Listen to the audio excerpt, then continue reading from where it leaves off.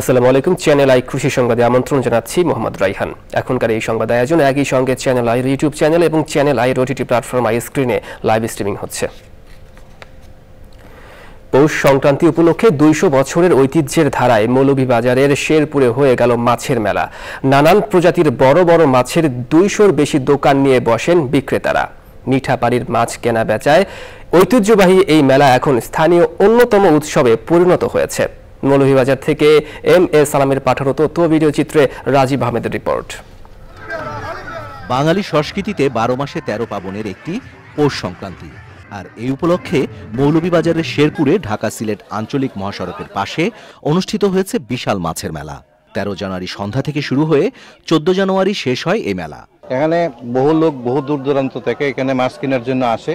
ঐতিহ্যবাহী মেলা হিসেবে এখানে মাছের আমদানিও বেশি হয়। 25 বছর পরে লন্ডন থেকে আমি আইছি মাছের মেলা দেখার লাগি, বিশেষ করে মাছের মেলা লাগি আইছি আমি।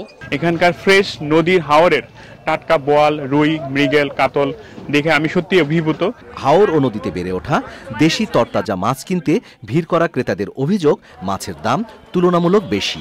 যখন এই মেলাটা আসে তখন আমাদের এই 20-25টা গ্রামের আত্মীয় স্বজন যেবা যারা দূরইতা হইনারা সব এই মেলা উপলক্ষে আইন আমরা খুব আনন্দ ভোগ করি।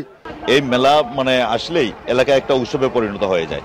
এই মেলায় বিভিন্ন এলাকা থেকে বড় বড় মাছ আসে। ঐতিহ্যবাহী এই মেলায় প্রতি বছর কয়েক কোটি টাকার মাছ বিক্রি হয় বলে জানান স্থানীয় জনপ্রতিনিধিরা। 15 কোটি টাকার মাছ যেন বেচা বিক্রি হয়। এবারও আশা করি গতবারের তুলনায় এবার আরো ঝামেলা বেশি দেখা যায়। সম্ভবত এবার আরো বেশি বেচা বিক্রি হওয়ার সম্ভাবনা লাগে। সিলেট বিভাগের বিভিন্ন এলাকা থেকে ধরা পড়া বাঘা আইর, রুই, কাতলা, বোয়াল, চিতল সহ দেশি জাতের মাছ আনা হয় মেলায়। Rajib Ahmed, channel I. যশোরে প্রচলিত পদ্ধতি বাদ দিয়ে সমলয় পদ্ধতি ও আধুনিক যন্ত্রের সাহায্যে ধান চাষে কৃষকদের আগ্রহ বাড়ছে। এ পদ্ধতির ফলে ধান চাষে শ্রমিক সংকট কেটেছে, পাশাপাশি উৎপাদন খরচ কমা ও সময় বাঁচায় এ ধরনের চাষাবাদে আগ্রহী হচ্ছেন জেলার কৃষকরা। যশোর থেকে বিস্তারিত জানাচ্ছেন আকরামুজ্জামান। বড় মৌসুমে যশোরের সদর উপজেলা সহ অন্য উপজেলাগুলোতে বিশেষ কৃষিযন্ত্রের মাধ্যমে বেলে মাটিতে জৈব সার মিশ্রণে প্লাস্টিকের ট্রেতে বপন করা হচ্ছে ধান বীজ। 30 থেকে 40 দিন পর এই বীজ চারা রোপণের জন্য হয়ে উঠছে উপযোগী। পরবর্তী সময়ে রাইস ট্রান্সপ্লান্টার মেশিন দিয়ে সেই চারা সারিবদ্ধভাবে লাগানো হচ্ছে। যেমন এতে ধান বেশি হয়, রোগ ব্যাধি কম আসে, সার মাটি কম লাগে। মেশিনের মাধ্যমে লোক সাশ্রয় হয়, লাগানোটা ভালো হয়, সারি করে হয়।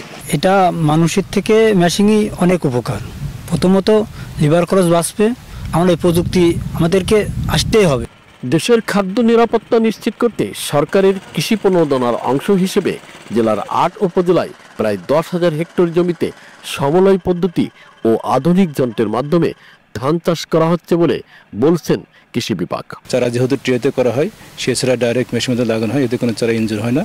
এতে চারা খুব সহজেই মাটিতে ধরে যায় এবং সহজেই সে তার বৃদ্ধি অঙ্গজ বৃদ্ধি পায়। সমলয় পদ্ধতি ও আধুনিক যন্ত্রের মাধ্যমে বোরো ধান চাষের প্রকল্প পরিদর্শন করেন যশোরের জেলা প্রশাসক। একজন কৃষক শিক্ষিত ছেলে গ্রাজুয়েট হয়ে বিশ্ববিদ্যালয় পাশ করে এসে সে মেশিনের মাধ্যমে কৃষি ফার্মিং এর সাথে কৃষি এগ্রিকালচারের সাথে কমার্শিয়াল পদ্ধতিতে সে চাষ করবে। এখান থেকে সে নিজে যেমন উদ্যোক্তা হবে, নিজে যেমন আয় করবে, আরো পাশাপাশি 2-3টা ছেলেকে সে কিন্তু এখানে তার কাজে সম্পৃক্ত করতে পারবে। ধান চাষে সমলয় পদ্ধতি ও আধুনিক যন্ত্রের সম্প্রসারণে কৃষককে উদ্বুদ্ধ করতে নানা কর্মসূচি নেওয়া হয়েছে বলে জানান কৃষি বিভাগ। যশোর থেকে আকরামুজ্জামান, চ্যানেল আই। মৎস্য অধিদপ্তরের মহাপরিচালক ডক্টর মোহাম্মদ আব্দুর রউফ বলেছেন, গত বছর মৎস্য ও মৎস্য পণ্য রফতানি করে 4,700 কোটি টাকা আয় করেছে বাংলাদেশ। কক্সবাজারের মৎস্য অধিদপ্তর আয়োজিত অবহিতকরণ সভায় তিনি বলেন, এর 80 ভাগই চিংড়ি ও চিংড়িজাত পণ্য। তাই মৎস্য অধিদপ্তরের লক্ষ্য চিংড়ি উৎপাদন বাড়িয়ে রফতানি আয় বাড়ানো।